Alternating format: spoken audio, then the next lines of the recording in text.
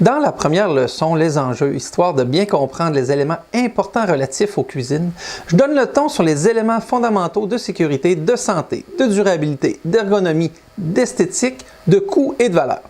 En moyenne, nous passons 1 mois par année dans la cuisine, alors ça vaut la peine de s'y attarder. Dans la leçon Définir les besoins, je vous explique comment utiliser mon guide La boussole planifiée pour réussir sa cuisine pour faire une bonne réflexion sur vos véritables besoins. Une fois ces besoins définis, on sera en mesure de déterminer l'ampleur des travaux qui permettront de faire un budget. C'est en voyant la tâche à faire qu'il vous sera alors possible d'évaluer votre degré d'implication. Dans la leçon Les matériaux de murs et planchers, je vous parle du choix des matériaux à utiliser pour la préparation de l'espace avant la livraison des armoires. C'est aussi dans cette leçon qu'on abordera le dosseret ou la crédence.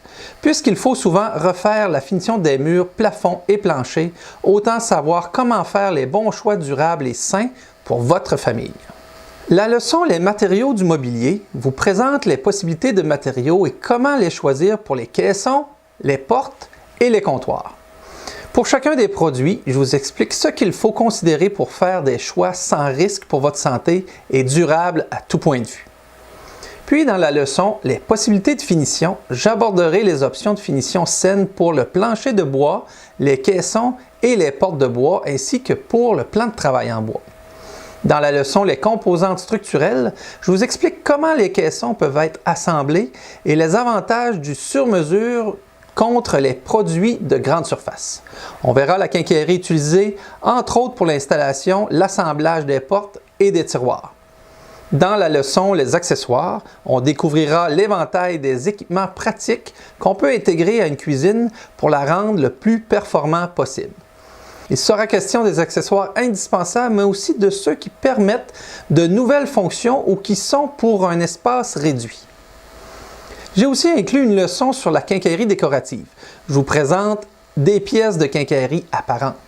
Généralement, elles sont utilisées pour un style classique, antique ou rustique. Je vous donne une liste de fabricants et de compagnies de distribution.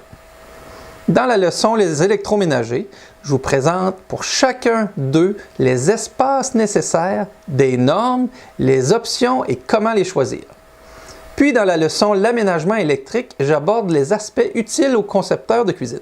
Dans la leçon L'éclairage et les fantômes, il sera question du choix du style de lumière, du type de lampe et de son emplacement. Les fantômes, ce sont les dépenses électriques inutiles qu'on peut identifier et je vous parle des façons de les éliminer.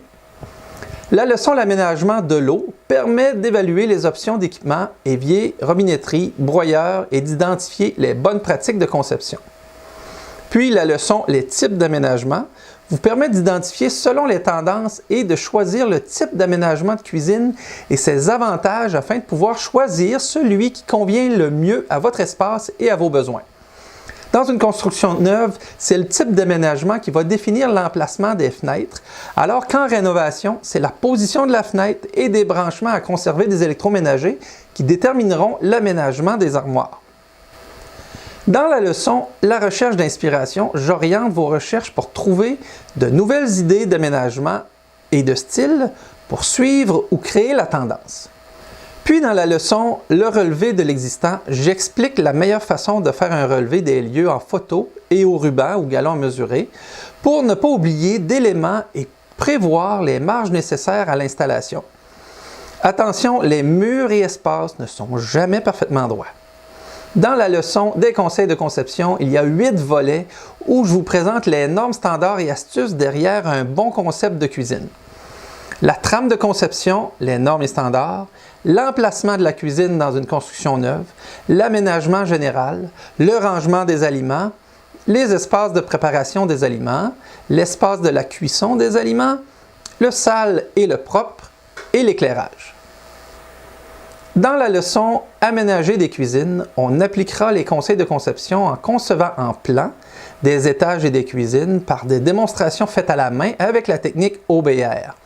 J'y explique par où commencer et j'y partage ce qu'il faut éviter et ce qu'il faut viser. Et dans la leçon La conception de cuisine, on appliquera les conseils de conception en concevant des cuisines en plan et en 3 dimensions à l'aide de démonstrations faites avec le logiciel de dessin 3D gratuit et bien connu appelé SketchUp. N'oubliez pas que ce n'est pas en direct et que vous pouvez mettre la vidéo sur pause et surtout n'hésitez pas à me faire répéter à volonté. À l'occasion, je vous suggère de petits exercices. Si vous les faites, ce sera un bon moyen pour vous d'assimiler les connaissances en faisant un lien avec une cuisine bien concrète. Dès que vous êtes prêts, on se retrouve à la leçon « Les enjeux ». Dans la première leçon « Les enjeux », histoire de bien comprendre les éléments importants relatifs aux cuisines,